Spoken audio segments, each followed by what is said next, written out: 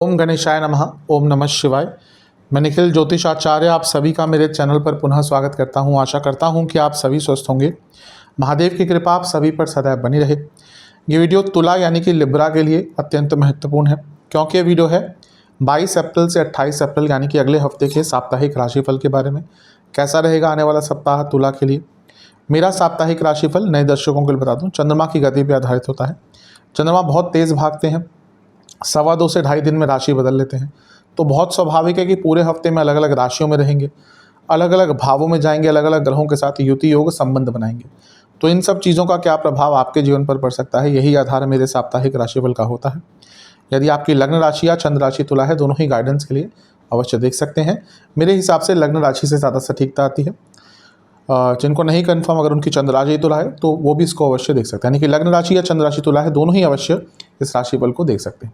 शुरुआत करते हैं। 22 अप्रैल को चंद्रमा आपके 12वें भाव में ही रहेंगे, यानी कि कन्या राशि में, और 23 अप्रैल सुबह के 2 बजे तक उनका गोचर वहीं पर रहेगा। चंद्रमा का 12वें घर में होना मिश्रित सा प्रभाव देता है, बहुत अच्छा प्रभाव तो नहीं होता।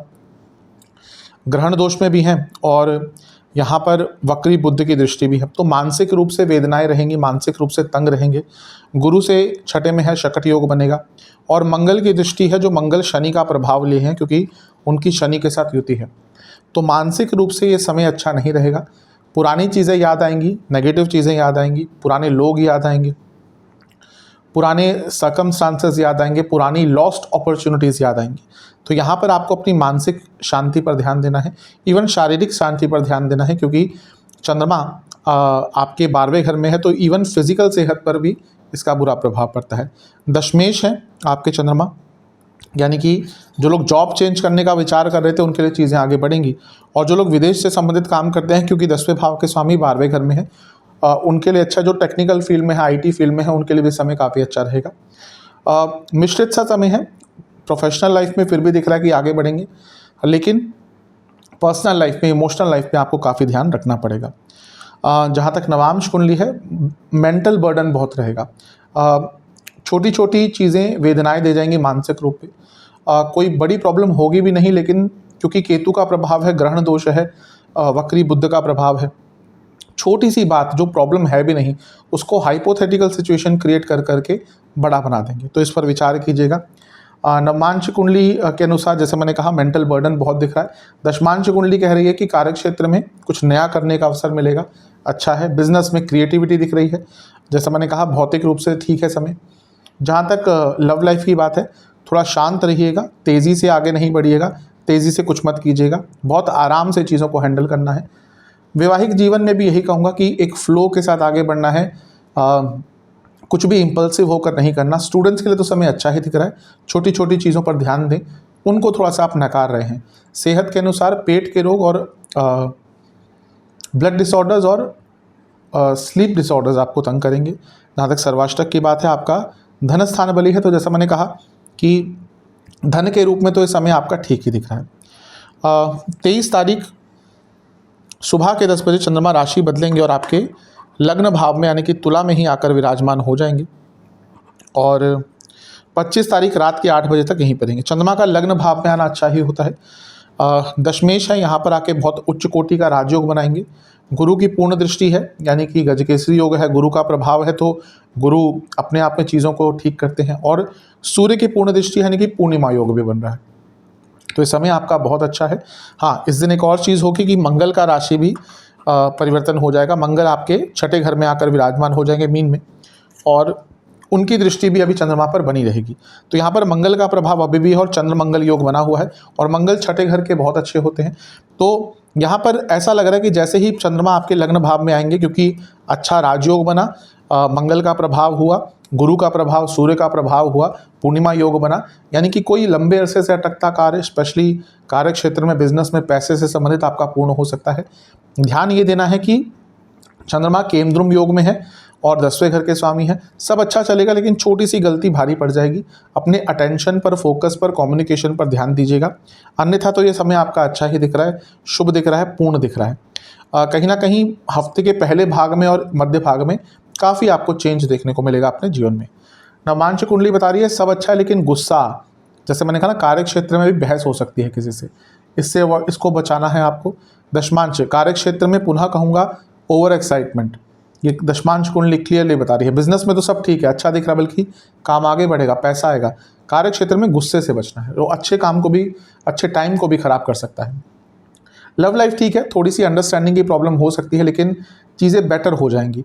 वैवाहिक जीवन तो बहुत अच्छा है, क्योंकि जो प्रॉब्लम्स चल रही थी कहीं ना कहीं उनको ठीक करने का एक अवसर मिलेगा। जहाँ तक स्टूडेंट्स की बात है, बहुत शुभ समय है।